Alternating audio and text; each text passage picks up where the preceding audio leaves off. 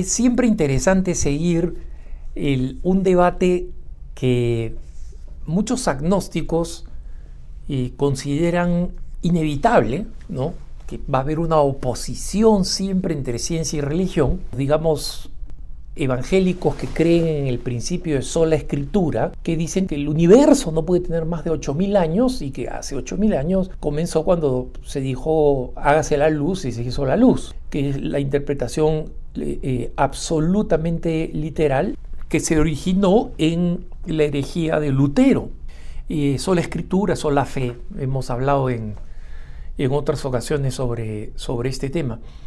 Pero la verdad es que estas cosas no se oponen, y no se oponen ¿por qué? Porque, como he mencionado en otras ocasiones, la oposición es entre una interpretación científica y una interpretación religiosa.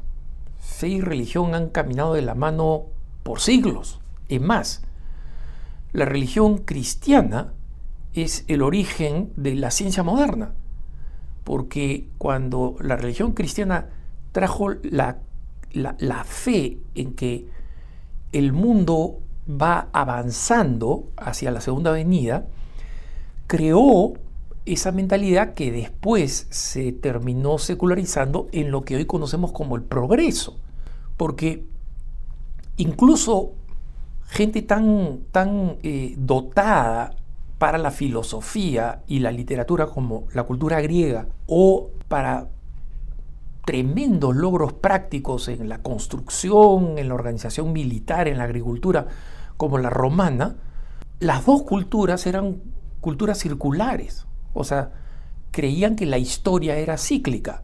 Todo se repetía, invierno, verano, ¿no? Todo se repite, todo se repite. Entonces, la ciencia es un concepto que viene gracias a que la Iglesia trae el sentido. No todo se repite.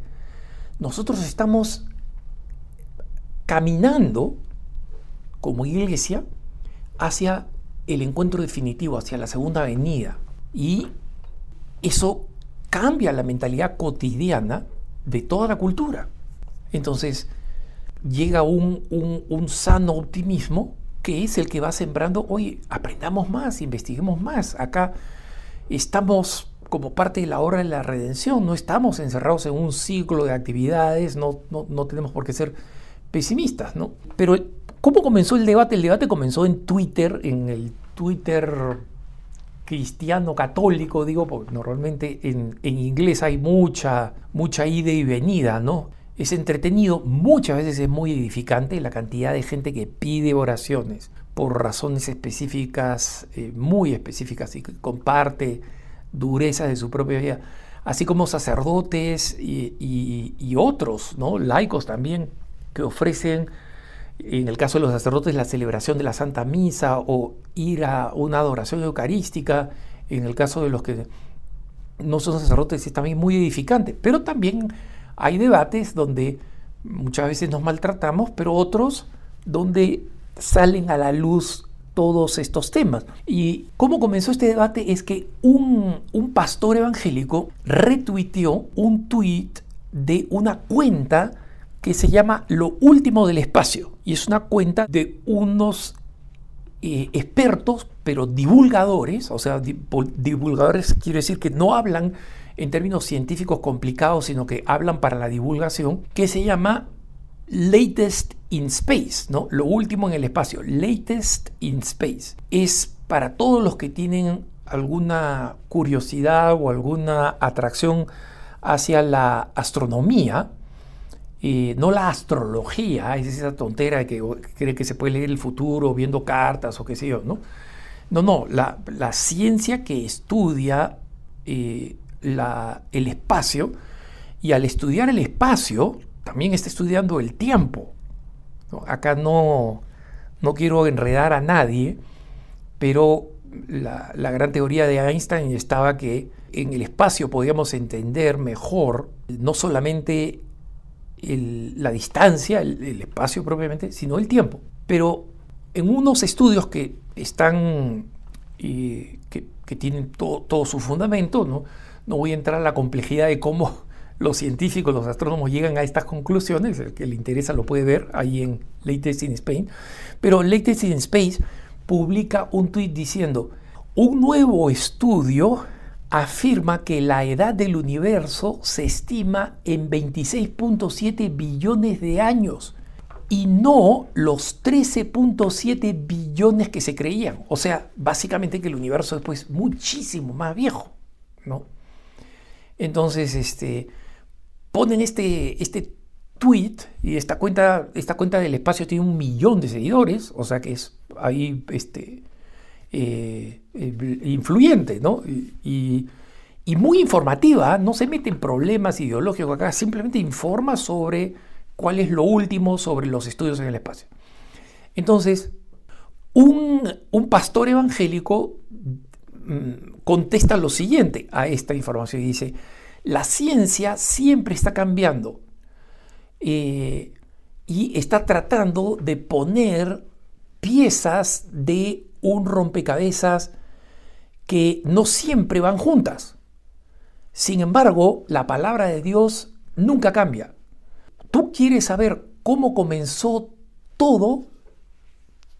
Te lo digo. En el principio, Dios creó los cielos y la tierra. Génesis 1:1, ¿no?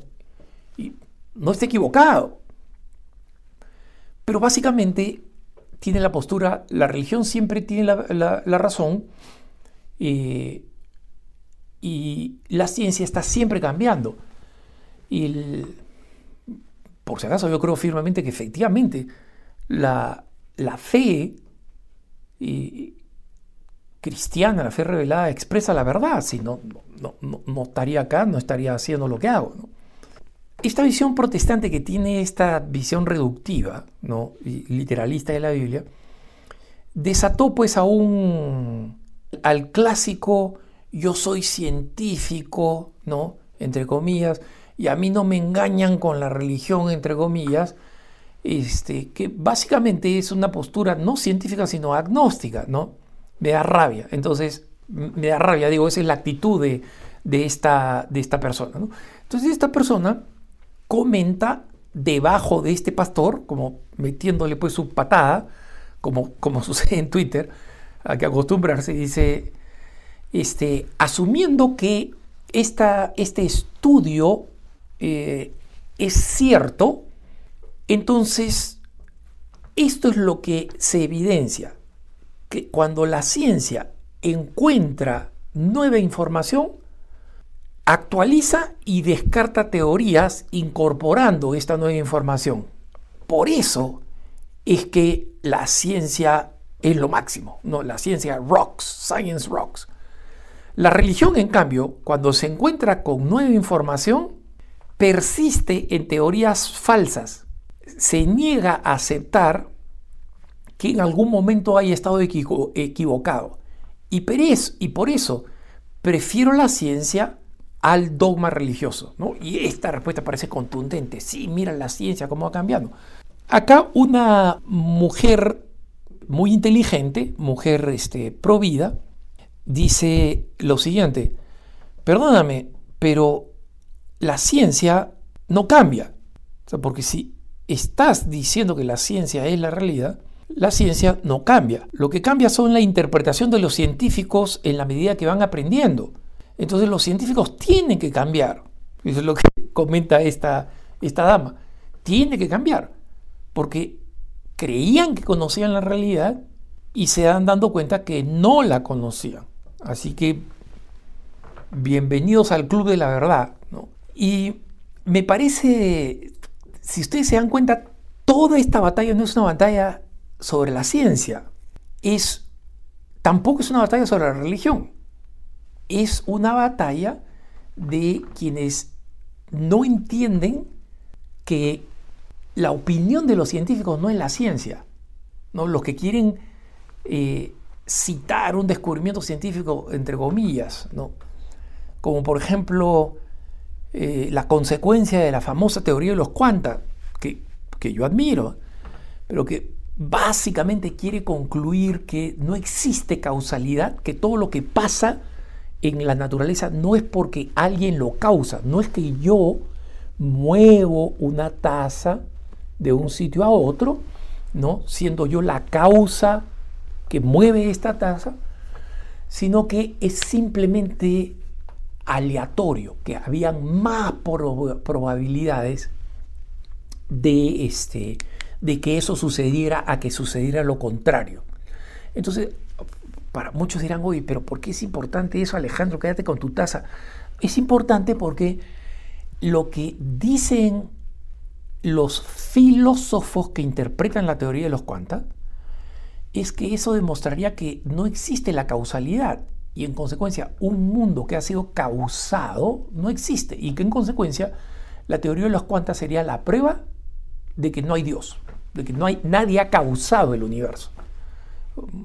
Los que están un poquito más familiarizados con teología saben que la teoría de la causalidad es la ley de la causalidad en realidad es esencial para las pruebas de Santo Tomás de Aquino de la existencia de Dios.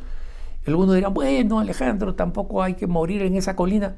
No, no muero en esa colina, pero, o sea, Santo Tomás de Aquino sigue en pie, ¿no? Entonces, es importante entender que esa no es la ciencia, que es la interpretación filosófica de lo que sucede cuando se hace este experimento, pues, de física cuántica, ¿no? Pero hay varias posibles explicaciones de por qué sucede lo que sucede. Entonces, la ciencia todavía tiene que seguir avanzando. ¿Para qué? Para entender la realidad. Para entender la realidad. No para inventarla, sino para entender la realidad. Y en la religión, nadie se opone a que, o sea, la esencia de la verdadera religión, nadie se opone a la ley natural. Por el contrario, para nosotros los católicos que creemos en la revelación sobrenatural, es decir, no solamente a través de las escrituras, sino a través de la autoridad magisterial, ¿no? Y creemos en la revelación natural. Cuando vemos en orden natural, la belleza a qué cosa apunta, el bien a qué cosa apunta, el orden de las cosas a qué cosa apunta. Entonces, acá no hay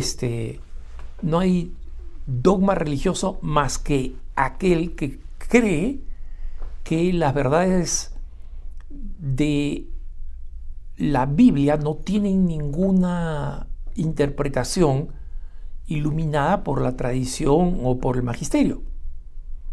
Entonces, si dice, sí, en tantos miles de años, eso es así y tiene que ser así. Ese es lo bello de ser católico. Es que nuestra fe reconoce la revelación natural, pero reconoce la revelación natural cuando la ciencia es exacta. Yo no voy a andar por el mundo diciendo, muchachos, el universo tiene 26.7 billones de años porque acaban de encontrar ahora que el cálculo anterior de 13.7 billones de años no era preciso. Y cuando existan nuevas herramientas, perfectamente podrían decir, oye, no, mira, eran en realidad 12.2 billones de años o 46.1 billones de años, lo que sea, ¿no? Entonces, muy diferente saber que el agua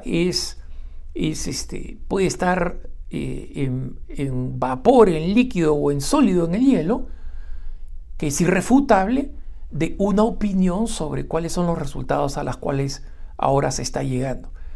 Cuando la ciencia es auténtica y basada en los hechos, nunca se contradice con la religión. Al contrario, se ayudan. Que tengas un buen día.